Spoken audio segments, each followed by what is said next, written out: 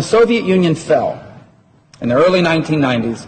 Ukraine was left with the world's third largest stockpile of tactical nuclear weapons and strategic nuclear weapons on the planet.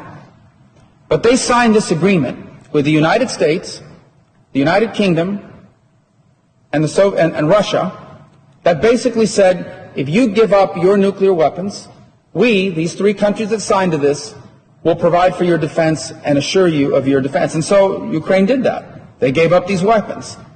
Well, now, this was signed in 1994, 20 years later, one of the three countries that signed that agreement hasn't just not provided for their defense, they actually invaded them. And I want to make a point on this for a second. Think about if you're one of these other countries around the world right now that feels threatened by your neighbors. And the United States and the rest of the world are going to you and saying, listen, don't develop nuclear weapons. Don't develop nuclear weapons, South Korea. Don't develop nuclear weapons, Japan. Don't develop nuclear weapons, Saudi Arabia. We will protect you. We will watch out for you. What kind of lesson do you think this instance sends to them? I think the message this is sending to many nations around the world is perhaps we can no longer count on the security promises made by the free world.